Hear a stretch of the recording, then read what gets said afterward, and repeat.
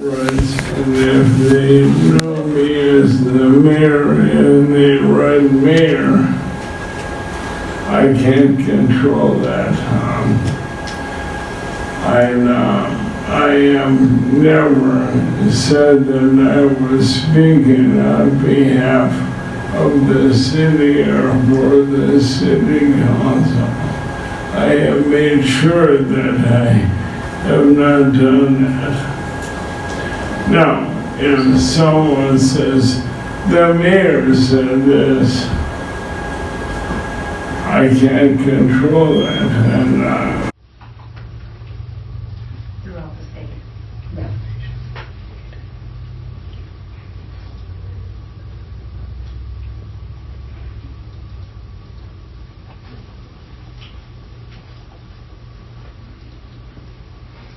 Does anybody else? Yeah. I mean, Mayor Smigulski is here. Did you have anything, Dave, that you wanted to ask? well, I would just add that the engagement is fine, but it's the horses behind the cart. That engagement should have happened a long time ago. It has not, and we're missing an opportunity to use this park to build better understanding of the complex history of the area. There is a state park in the far northeastern corner of Minnesota that is a perfect template for that kind of collaboration. Grand Portage State Park, I believe, is owned by the tribe and is managed jointly with the tribe and the Parks Division. And it's a wonderful telling of the history there and the intertwining of cultures that could be done here. Instead, we're seeing this park potentially closed off to all Minnesotans except a few. And that's wrong. That's not what this park was initiated for. The people in this community worked hard to get this park established so it could be preserved for everyone, not just a few, everyone. And we're missing a real chance to build on that. And I'm not sure how you recover that. Once it's gone. Moreland, sure. I've got a long list of ideas that the DNR could invest in around here. And our needs here are huge, but you'll never replace the historical significance of this park and that location and the natural and cultural environment out there. Simply said, is the most beautiful area in this county and in this part of the state. And to give it away and to pay to give it away so that only a few can go there seems really wrong.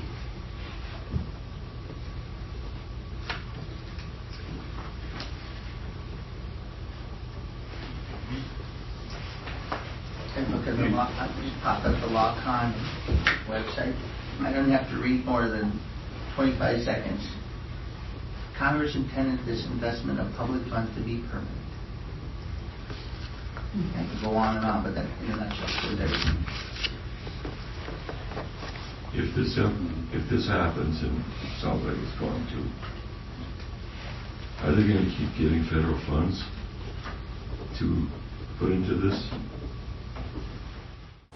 Right, and if they know me as the mayor and they run mayor, I can't control that. I am never said that I was speaking on behalf of the city or for the city council. I have made sure that I have not done that. Now, if someone says, the mayor said this, I can't control that, and I understand that, I don't know what else to say about that, except I haven't used that title. And Mayor, you're entitled to your own personal opinion when you're talking, you know, of yourself and things, and I agree, he's very much so. very entitled to his personal opinion. However, when he's sitting on a panel with tribal leaders and state representatives, I don't see any other individual, community member, or resident of the city sitting with tribal leaders and state government to a government. The city has no participation in this meeting. So I'm wondering why, or if you're gonna recuse yourself from sitting up there with the tribal leaders and the state representatives, if you're not representing the city.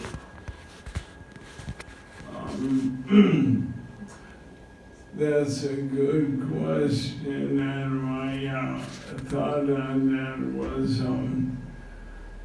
when I was contacted by Senator Deems about this meeting, and he organized it. He asked if I would sit there, and I said, sure.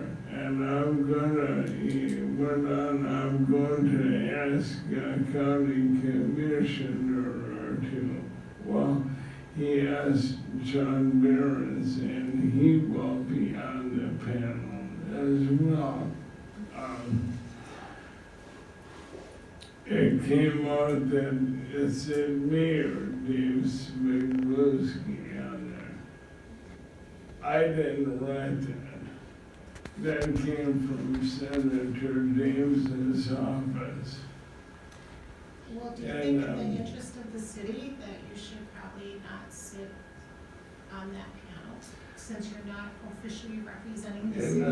And also Sacred Heart, Echo, Clark, well, maybe not Clarkfield, but Hamley Falls, all these other cities, they should be if Granite Falls is gonna be represented, all those other cities should be represented as well.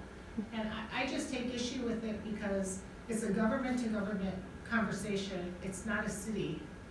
It's not even a city issue. We've never had it on any of our agendas. We've never discussed it. No, And then for you to sit up there as officially discuss it up here, and for you to sit up there representing the city, I think portrays just dishonesty, because you're not being up there as a representative of the city. You're being up there as a representative of your own opinions, but you can't take that mayor hat off. You know, even if you want to, people are still gonna report you as the mayor. And whether it's unfair to you, unfair to everyone, that's just the way it is. And I think it would, I don't think you should be sitting and representing, because it's gonna be the assumption, just like the newspapers are assuming, that you're making these statements as the mayor. Other cities and stuff? I mean, I thought we tried to get along We and try work to get together. along. We absolutely And do. you just said that you don't have a relationship on the government. We don't end have of a things. government-to-government relationship on that level, but however, we do try and be good neighbors, as we have been, especially, as you know, with the fire department and with the park and with all these other issues, we have been trying to be a good neighbor. And so, that's all I'm saying, is that I believe Upper Sioux has been trying to be a good neighbor as well. Do they have the obligation to notify the city of everything that they're happening within this government-to-government relationship? Absolutely not. That's the responsibility of the state government to notify the cities and whoever they affect. That's up to the DNR, that's up to whatever state agency. So, yes, there is some level of cooperation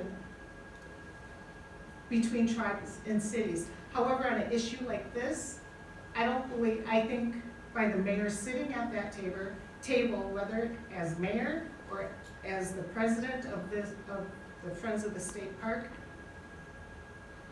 does not look good and will cause issues within the community. It'll split the community, and I'm worried about my grandchildren being at this school because it all trickles down, and we already have race issues. And that's what I'm concerned about, because we're already seeing it on Facebook. Oh, it's very divisive. Yes, and so I that's think in why order I to am- tamper it down, for you to remove yourself from the table.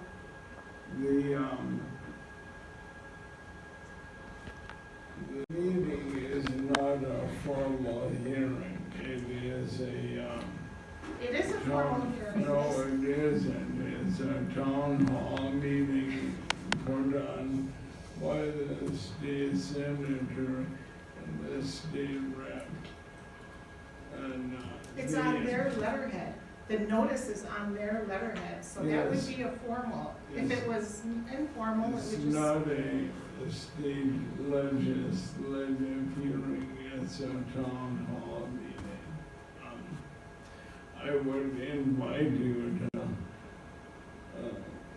call Senator Deems about it, and I don't care if I'm not there, fine. I have a very strong opinion about this issue, and my opinion is based on a fear of divisiveness and how this should have been handled, in my opinion. I have been around the block a few times, and when you don't come forth with information, people pick up on it and create their own information. And pretty soon, all kinds of things are getting said that may or may not be accurate. Why not share the info? Why hasn't the state been up front? That Why is the question hasn't for the the state. tribal council been up front? The And tribal council has been talking about this issue since 2005. And I even, when I was on council, I even had a DNR officer called me on this issue. So it's a widely known issue within the state government. Now, why they're not communicating with everyone else, I can't say. There wasn't I noticed on a bill drafted until the Thursday afternoon before the hearing on March 8th. Governor So- Wells announced that he was gonna return the state park at the Dakota 38 hanging on December 26th this past year. He I- announced it publicly, And I and it was read in the that. news. So it's not like anybody's getting blindsided. It's not like nobody knows that issue has been on the table for years. So What I I'm just, saying there was no legislative notification until the Thursday before the March 8th meeting. And Governor Walz can say what he wants, but he can't draft legislation. He can sign it or veto it. And we had no idea. Most people, I have been contacted over and over about this. So have I, and I've received some racist emails over this. Oh, man, And so you I- should see the ones I have. So, is that,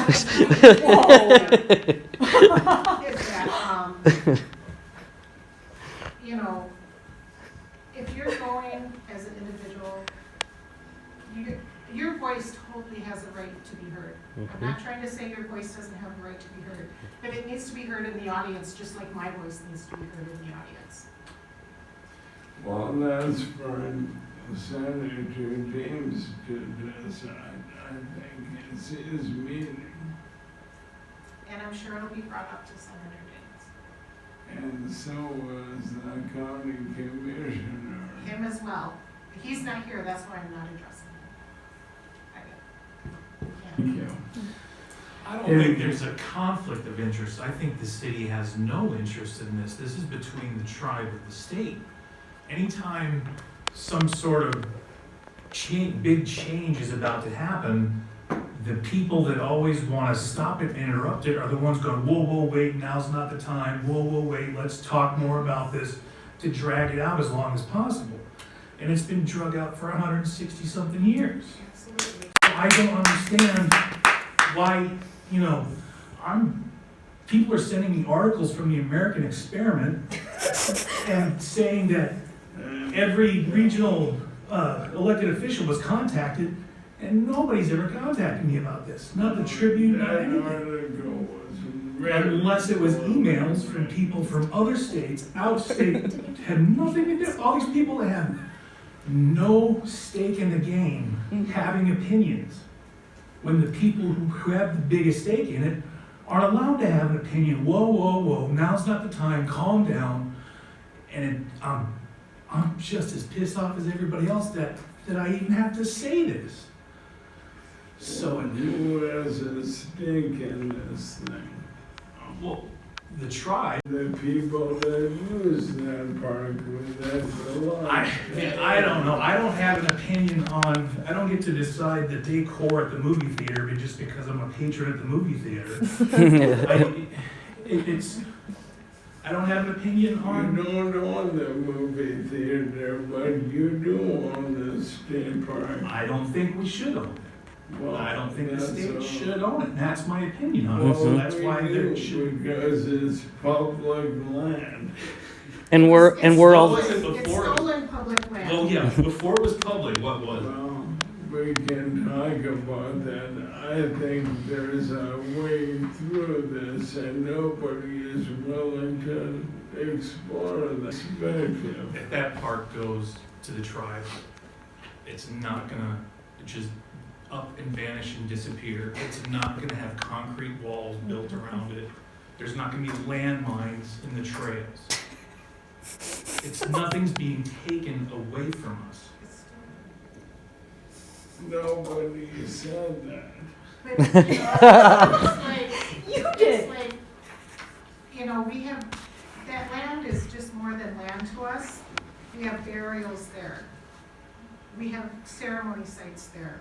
We have food gathering sites and medicine gathering sites. You know, that land that you're talking about has deep meaningship to our people, and it's not like we're gonna try take it away and, you know, I don't know what the tribe has planned for it, but I do know what they have, what they'll get from it is healing.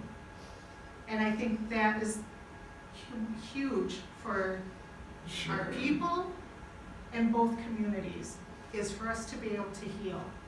And it would be like no different than saying, well, let me put a picnic table in your cemetery, or let me put a shelter in your cemetery. Let me dig up your grandparents so I can wear their jewelry. Because that has happened. I've had people, when I was on or tribal council, people bringing back jewelry and artifacts saying that my dad or my grandfather dug this up when they were building the road and they gave me this jewelry and I never felt right being mine, so I'm returning it. I mean, come on. All we're asking for is for our homelands back. And if everybody here in the city looked at their abstract, if they went to the very first entry, Dakota Homelands is the first entry. We're not asking for, we're just asking for our homelands back. That's it. And for our ceremonies and our cemeteries, our burial sites. That's what we're asking for. We're not asking, we don't want no white man walking on this land ever again. That's never even been said or discussed or probably even thought. Probably the first time somebody has spoken it. I apologize. But the significance of this land being returned back, you know the history. You know the history of that land. We were told to eat grass on that land.